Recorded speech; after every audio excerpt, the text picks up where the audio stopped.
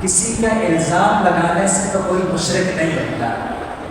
شرک کی ہم نے گزشتہ سورۃ الانعام 2023 کا جو ہمارا یا 2022 کا جو ہمارا دورہ تفسیر قرآن ہے، اس میں ہم نے شرک کی تفصیلی تعریف کی ہے۔ سورۃ الانعام کی تفسیر وہ موجود ہے، یوٹیوب پر میرے نام سے آپ سرچ کریں گے، مفتی محمد عبداللہ قرآنی تفسیر سورۃ الانعام کی تفسیر، اس میں نے تفصیلی جو ہے وضاحت کی ہے کہ شرک کسے کہتے ہیں۔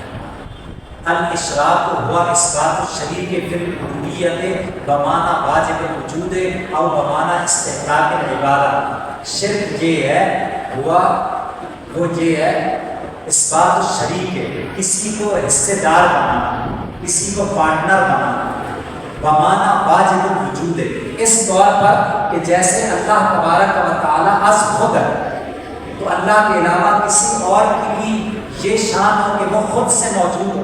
اللہ کو تو کسی نے پیدا نہیں کیا ہے، وہ مستقل بذات ہے۔ اگر کسی اور کو اللہ کے علاوہ مستقل بذات سمجھا جائے، یعنی مستقل بذات کا مطلب یہ ہے کہ اپنے ہونے میں کسی کا محتاج نہیں، تو ایسا تو کوئی بھی نہیں سمجھتا ہے کہ اللہ کے علاوہ کوئی ایسی ذات ہے جو اپنے ہونے میں کسی کی محتاج نہیں۔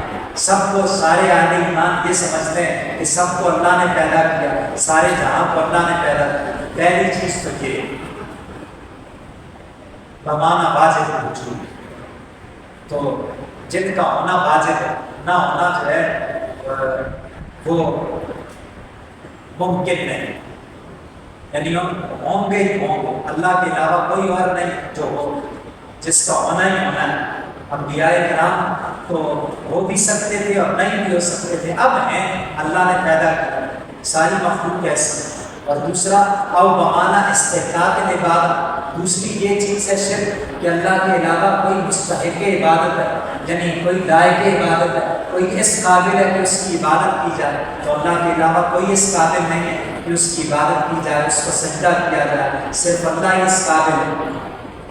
اللہ کے علاوہ کسی کو سجدہ تعظیمی کرنا بھی حرام ہے شریعت محمدیہ، کسی کو تعظیم کی نیت سے، تقریب کی نیت سے سجدہ کرنا یہ بھی حرام، یہ بھی جائز نہیں۔ یہ جائز کہ سجدہ عبادت جائز ہے، ہاں گزشتہ شریعتوں میں سجدہ تعظیمی جائز ہے، شریعت محمدیہ کے علاوہ۔ حضرت آدم کو سجدہ تعظیمی ہوا، فرشتوں نے سجدہ کیا، حضرت یوسف علیہ السلام کو سجدہ تعظیمی ہوا، برفع ابویہ علی العرش وخروا له سجدا وَإِذْ قُلْنَا لِلْمَلَائِكَةِ اسْجُدُوا لِآدَمَ، ہم نے فرشتوں کو کہا کہ آدم کو سجدہ کرو، تو یہ سجدہ تعظیمی۔ ہماری شریعت میں سجدہ تعظیمی بھی جائز ہے، وہ بھی حرام اس شریعت میں۔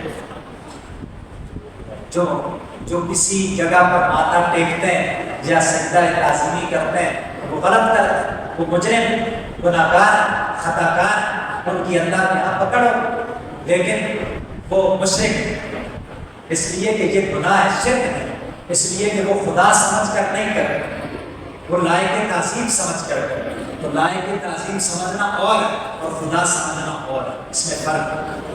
تو جب یہ دو چیزیں نہیں ہیں تو شرک منتفی ہے، پھر شرک ختم ہو گیا۔